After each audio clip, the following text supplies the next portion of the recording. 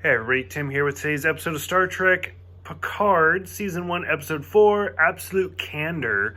So, before I even start with this episode, it was directed by Jonathan Frakes, which is huge.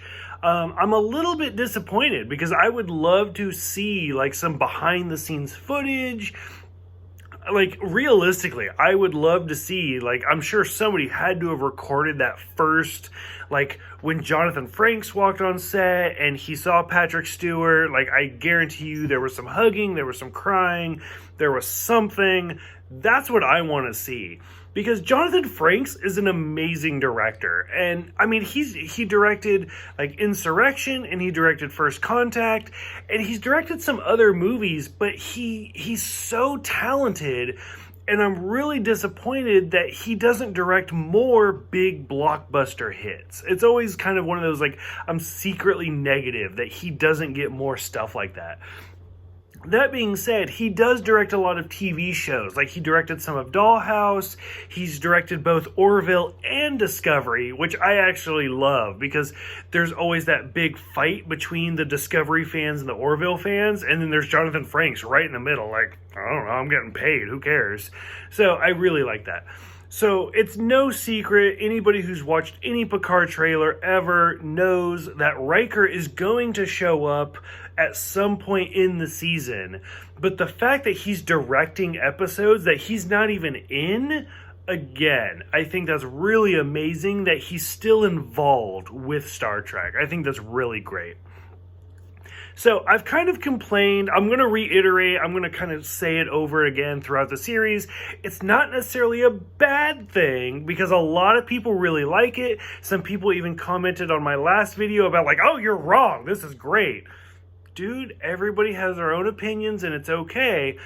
So when Star Trek first came out, going back to the original series, The Next Generation, everything, Star Trek is very episodic. That's how I think of Star Trek.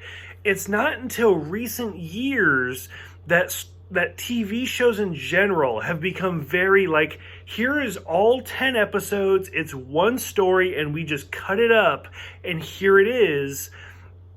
And it's a different type of storytelling. Now, for Discovery, that's a new show, so for the new storytelling, the new show works. If you watched all my Discovery videos, there's even episodes where I'm this is stupid, this is pointless, why are they doing this? 5 episodes later, it's okay, I was wrong, I get it, it's one story, I forgot, my bad, I'm sorry. It happens. That's not how I'm used to watching TV shows. Picard, for me personally, it's 10 episodes for this first season. We're 4 episodes in, and not a fucking thing has happened. It's just meeting people, and that's it. Okay, a lot of people like that, and I honestly, honest to God, I think a lot of people are just so enamored that Patrick Stewart is on TV that they don't even care. They're just he's reading the phone book. I don't give a fuck. He's amazing. Okay, you do you, boo-boo. 4 episodes and nothing has happened. So, I don't know. I'm still watching it, and I do like the show. I do find parts of it interesting. Once again, it's nothing but flashback. And to be honest, this is episode 4, and this is probably the most interesting episode since the pilot episode. Because I've said, my favorite scene so far is the scene where he's talking to the reporter, and she's like, why did you leave Starfleet? And he's like, it's not Starfleet anymore. We owed these people, millions of people, and we turned our back on them. So no, it's not Starfleet. I didn't leave Starfleet. Starfleet left itself. That was the greatest scene, of this entire series so far. I mean, it outdid anything that we've seen for years. And then they kind of backpedaled where he's yeah, I kind of bluffed and said that either they helped the Romulans or accept my resignation. And they were bye. So I don't know, it was so strong with the reporter and then it was so weak later on that I'm still struggling with that. So this episode, once again, we start 14 years ago in the Beta Quadrant, which is interesting because I could be wrong, but off the top of my head, we've talked about the Beta Quadrant, but I don't think we've ever actually seen the Beta Quadrant. Like, we've seen the Gamma, we've seen the Delta, obviously we've seen the Alpha, and we've talked about the Beta, but I don't think we've actually seen any specific planets from the Beta Quadrant. Now I'm second guessing myself. I don't know if Betazoid is in the Beta Quadrant or the Alpha Quadrant off the top of my head. If Betazoid is in the Beta Quadrant, then we have seen it. But anyways, it's very rare. So I think it's really interesting. So we meet Elnor, another new character, which, I mean, again, seeing all of the previews and everything, we knew we were going to see this character, so it's not a big surprise. And I love when he's first introduced as like a small kid, and they're like, "Hey, sister boy." And I was like, is that like a gay, like, derogatory term? Like, what did they just call this kid? And then, no, it turns out that he's part of like this nun sisterhood thing that he kind of gets put into. Whatever. It's interesting, but it's like, okay, not what I thought it was going to be.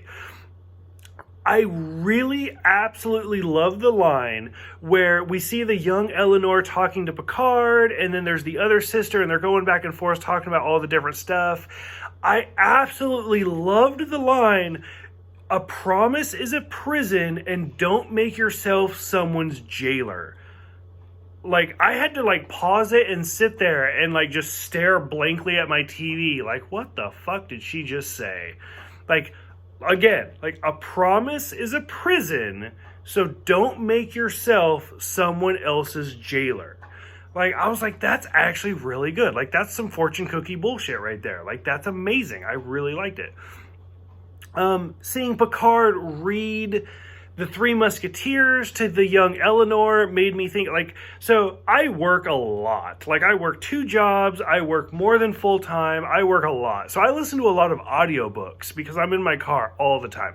I used to read novels quite a bit, I still try to, but I listen to audiobooks a lot.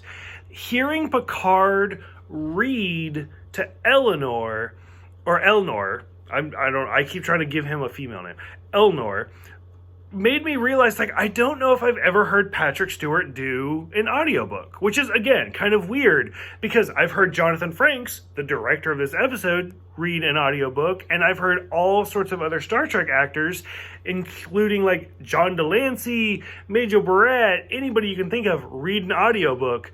I don't know if I've heard Patrick Stewart. Like, I'm sure he does. I guarantee you there is a Christmas Carol audiobook out there with Patrick Stewart, but I don't know if I've heard him do it. So now I want to hear a Three Musketeers audiobook with Patrick Stewart reading it.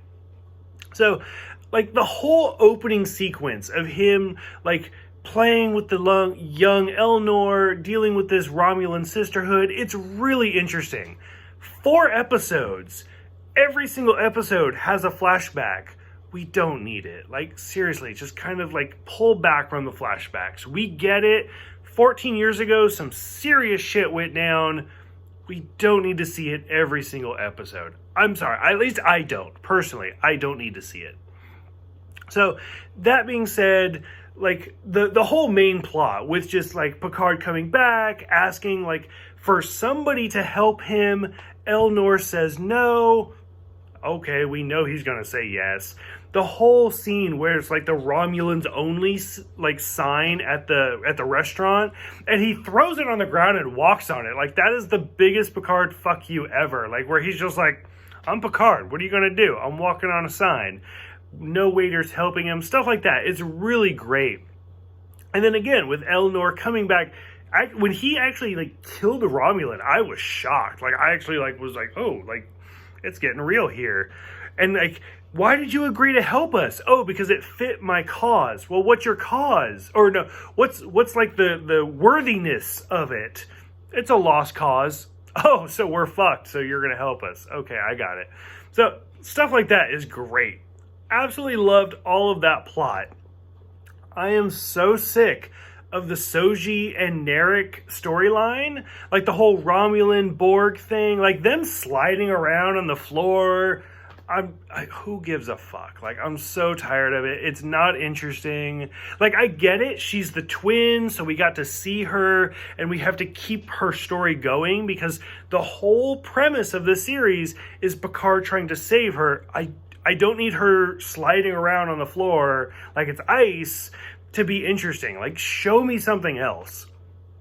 Narek, I don't know what's going on with him. I don't think he's interesting. Like, he's the big bad of the series, but like the whole scene where his sister is in bed choking him gave me more like Jamie Cersei vibes than it did anything else. Like, it was super creepy and it was super weird. The best twist at the end was finding out who the pilot was that was helping them attack the Romulan. What was it? Was it the Bird of Prey? It was actually the gray ship. It wasn't even the green one. So that, I was like, oh, hey, look at this. And then when we see the pilot for that one, like, I freaked the fuck out. Like, I screamed so hard, my husband came in the room, like, what's going on? And I was like, that's just Star Trek. Just ignore it. It's fine. But, like, I don't know. Like, the whole subplot of Soji and Narek, it's not interesting to me. And I don't know, maybe, like, when Hugh popped up in the last episode, I was like, oh, it's going to get good. No, it's still not good. And this whole one, like, okay, so we're sliding around on ice, we're making it out, I don't trust you, you don't trust me, okay, cool, my sister's going to go choke me in bed. What's the point in this? Like, I just don't get it. So, the show is very slow. It's, 4 episodes, not a damn thing has happened. But now that we actually have the entire crew together, because at this point we have Picard, we have the captain, which I love how they like struggle to see who's actually the captain. We have like the second command, the Raffi character. We have the doctor, and now we have the protector of Elnor. We have the crew. We got it. We're done. We've introduced all the characters. So, starting now, which I've said in the other reviews, once we get to about that halfway point is when it'll start taking off, because look at any story, beginning, middle, and end. We've like dragged out the beginning. The middle's going to be really short, and I guarantee you the climax is going to be like episode 9, 10's going to be the cliffhanger. Look at that. Next week is episode 5. Took us 4 episodes to introduce all these characters, get to the plot, save the lady, and then it's going to end on a cliffhanger to get us into season 2. Which, realistically, at this point, I'm so excited for season 2, just to see Whoopi Goldberg. So, for those who have, like, kept watching with me, what are you guys thinking about this? For one, what do you think about Jonathan Frakes' directing style? Because I've already said, I absolutely love it. What are you guys thinking about all of the flashbacks? What did you think about Elnor as a character? I actually really liked him. Like, I thought he was a great character. Like, because in the trailers, I actually thought he was a Romulan. So to find out he's not only a I thought he was a Vulcan. And so not only to find out he's not Vulcan, but he's Romulan, and then he's super bitter against Picard. I was like, okay, so you're a little more interesting. So what do you think about Elnor? What did you think about the planet? What do you think about the crew? Go ahead, let me know. What did you think about the big twist at the end? Let me know. Thank you guys for watching and putting up with me, and I'll see you guys next week for Stardust City Rag.